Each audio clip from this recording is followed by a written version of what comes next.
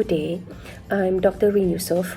I'm posting this video as part of the requirement for the individual report for Module 6 of the Post-Graduation Diploma in Diabetes by University of South Wales, UK. Today, I'm going to present about the macrovascular disease and diabetes. So what is diabetes? Diabetes has been recognized as a global epidemic. It has routinely been described as a metabolic disorder characterized by hyperglycemia that develops as a consequence of reduced insulin production by the organ pancreas or the body poorly respond to insulin. Chronic hyperglycemia of diabetes is associated with long-term damage, dysfunction, or failure of different organs, especially the eyes, the kidneys, nerves, heart, and blood vessels. Major complications of diabetes are divided into two. Firstly, microvascular complications due to damage to the small blood vessels in the eyes, known as retinopathy, kidneys, known as nephropathy, and peripheral nerves, known as neuropathy. Secondly, macrovascular complication due to damage to the large blood vessels of the brain, manifested as cerebrovascular disease, of the heart, manifested as coronary artery disease, and the extremities, manifested as peripheral arterial disease. So what is the mechanism of macrovascular disease? The central mechanism in macrovascular disease is the process of atherosclerosis, where the walls of the blood vessels become thickened and hardened. Persistent high level of glucose in the blood circulation of diabetes associated with hypertension and hyperlipidemia accelerates the development of atherosclerosis, which is a buildup of fatty material within the blood vessels, which can further damage the vessels, which lead to the narrowing of the arterial walls throughout the body. Early macrovascular disease is associated with atherosclerotic plaque in the vasculature supplying blood to the heart, brain, limbs, and other organs. Late stages of macrovascular disease, however, involve complete obstruction of these vessels, which can increase the risk of myocardial infarction, known as MI, stroke, claudication, as well as gangrene. So what's the prevalence of macrovascular complication of diabetes? Macrovascular complication in patients with diabetes cause an estimated 2 to 4-fold increased risk of coronary artery disease, peripheral artery disease, as well as cerebrovascular disease. An estimated 37% to 42% of all ischemic strokes in Americans are attributed to the effects of diabetes alone or in combination with hypertension. The prevalence of coronary artery disease or stroke in patients with diabetes is approximately 34% in both men and women. The prevalence of peripheral vascular disease in patients with diabetes aged 30 years and older is 26%. So what are the signs and symptoms of macrovascular complication of diabetes? Many patients may not have recognizable symptoms. However, it's worth mentioning for patients who already develop cardiovascular disease as complication, in general, can present with stable or unstable angina pectoris, myocardial infarct, and arrhythmia. Those who develop cerebrovascular disease as a complication can present with a sudden onset of a focal neurological deficit, such as facial droop, hemiparesis, or isolated weakness of an arm or leg, dizziness, slurred speech, gait difficulties, as well as visual loss. In patients with peripheral vascular disease, is recognized by usually a dull, cramping pain or heaviness, tightness, or tightness in the exertional muscles and relieved by rest, in which it can progress to pain at rest and ischemic gangrene. It is very important to recognize the modifiable risk factors associated with cardiovascular mortality due to myocardial infarct and stroke. These include, number 1, hypertension. Hypertension accounts for an estimated 54% of all strokes and 47% of all ischemic heart disease events worldwide. It increases the risk of coronary artery disease, myocardial infarct, stroke, accelerated atherosclerosis, as well as congestive cardiac failure. The second modifiable risk factor is dyslipidemia. It shows that high level of low-density lipoprotein, also known as LDL, and low levels of high-density lipoprotein, known as HDL, are associated with myocardial infarct and stroke. Third modifiable risk factor worth mentioning is poorly controlled diabetes, which means elevated level of glycated hemoglobin, known as HbA1c. 4/5 of patients with diabetes die from cardiovascular complications, and it is also shown that the life expectancy is reduced by up to 10 years compared with that in persons without diabetes. Studies have shown that cardiovascular disease mortality rates were lowest in individuals with HbA1c between 6% and 6.9%. Another risk factor is smoking. Smoking causes approximately 1 of every 4 deaths from cardiovascular diseases. It doubled the risk of developing acute myocardial infarct, stroke, and heart failure, and increased up to 5 times the risk of developing peripheral arterial disease. It's worth mentioning too that the risk is higher among current or recent smokers, the duration of smoking, and the intensity of number of cigarette smokes per day. Studies have shown that smoking cessation is associated with reduced risk of total mortality and cardiovascular events in comparison with current smoking. Another risk factor for this complication, macrovascular complication, is central obesity. Central obesity is defined as 1. Abdominal circumference above 102 cm in the case of men and above 88 cm in women, or waist-hip ratio above 0.9 in men and above 0.85 in women. Studies have shown the correlation between obesity with heart failure, cardiac arrhythmia such as atrial fibrillation, coronary atherosclerosis, as well as sudden cardiac death.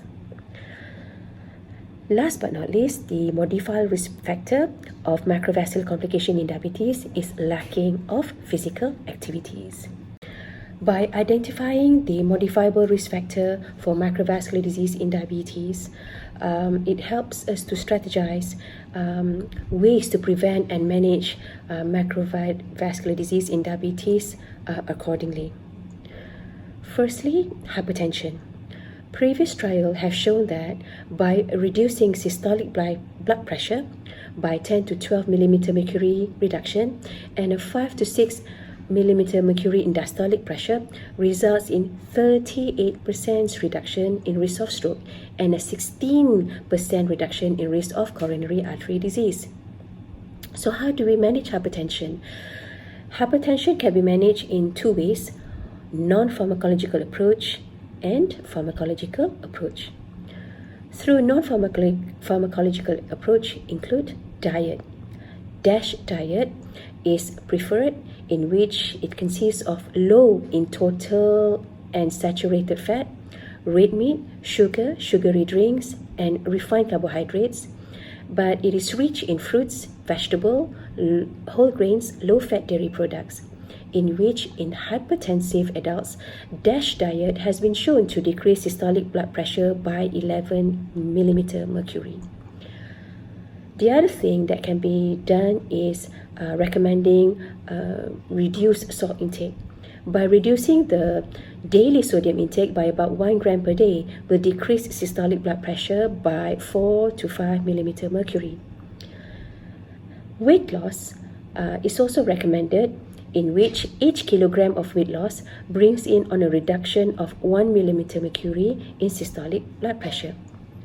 Exercise, including aerobic exercise, resistance training exercise, and static isometric exercise, are recommended in hypertensives since they can reduce 5 to 8 mm mercury in hypertensive adults.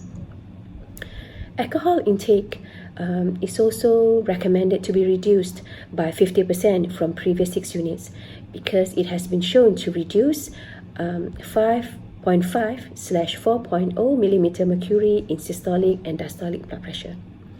Smoking cessation is essential too because tobacco is directly toxic to the vascular endothelium and makes the atherosclerosis worse.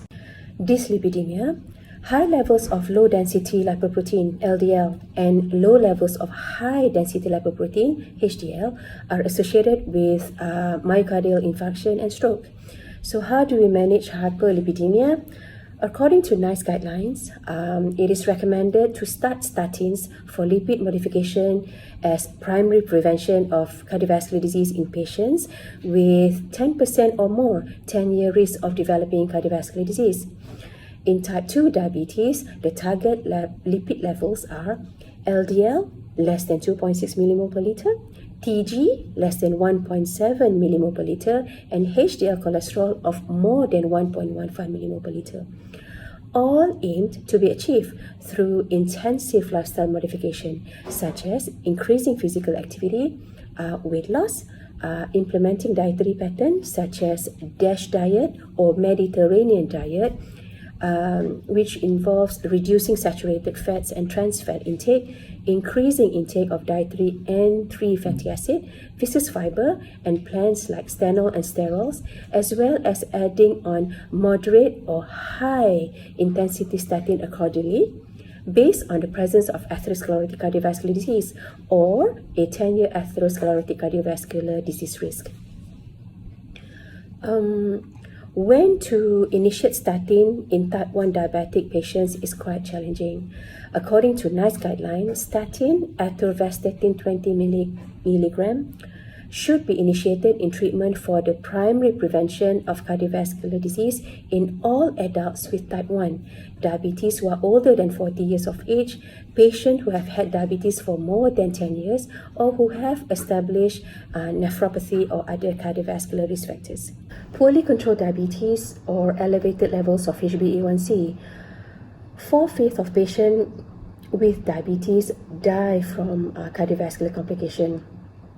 And it is also shown that the life expectancy is reduced by up to 10 years compared with that in persons without diabetes. It also been shown that cardiovascular mortality rates were lowest in individuals with HbA1c between 6% and 6.9%. Hence, the target glycemic control to prevent diabetic complication in general is by achieving HbA1c of less than 7% through a non-pharmacological and pharmacological approach. Smoking, it causes approximately 1 of every 4 deaths from cardiovascular diseases. It doubles the risk of developing acute myocardial infarct, stroke, and heart failure, and increase up to 5 times the risk of developing peripheral arterial disease. The risk is higher among current or recent smokers, the duration of smoking, and the intensity of a number of cigarettes smoked per day. Studies have shown that smoking cessation is associated with reduced risk, total mortality, and cardiovascular events in comparison with current smokers. Central obesity, as I mentioned, studies have shown that there's a close relation between central obesity with heart failure, cardiac arrhythmia such as atrial fibrillation, coronary atherosclerosis, and sudden cardiac death. So how do we manage? Through combining dietary modification and increasing physical activity following the recommended guideline, aiming to decrease the BMI to a healthy weight. Lack of physical activities or sedentary lifestyle. How do we manage this? Is through the recommendation for 150 minutes of moderate intensity or 90 minutes of vigorous aerobic exercise per week to achieve the benefits on glycemic control, often due to insulin resistance, weight control, and reduced cardiovascular disease risk. However, exercise programs are all tailored individually for all diabetic patients. For example, patients with loss of sensation in their feet should limit weight-bearing exercises. Should I mention that aspirin therapy is one of the important part of management or prevention for macrovascular complication of diabetes? Aspirin therapy is recommended in the American Diabetes Association guideline for primary prevention for cardiovascular disease in patients with diabetes. A joint statement between the American Diabetes Association, the American Heart Association, and the American College of Cardiology Foundation, aspirin 75 to 162 milligram per day is recommended in number 1, adults with diabetes with no history of vascular disease whose 10-year risk for cardiovascular disease is greater than 10% and who are not at increased risk of bleeding, as such upper GI bleeding or peptic ulcer diseases, and no concurrent use of any medication that increase risk of bleeding. Secondly, aspirin therapy is indicated in adults with diabetes who are at increased risk of cardiovascular disease events, including most men older than 50 years and women older than 60 years who have at least one additional major risk factors such as smoking, hypertension, dyslipidemia, chronic kidney disease or albuminuria, or family history of premature cardiovascular disease. Thirdly, aspirin therapy is indicated for diabetic patients who are at intermediate risk of cardiovascular events, such as younger patients with at least one risk factors, older patients with no risk factors, or patients with 10-year risk of 5 to 10%. In conclusion, it is very important to regularly screen for any potential development of both microvascular and macrovascular complication of diabetes, with good glycemic control as well as other metabolic parameters such as blood pressure and lipids. All complications are preventable. The development and progression of diabetic complication can be halted through early detection and initiation of therapeutic intervention. I have included the list of references for my presentation today. As the saying goes, prevention is better than cure. Thank you.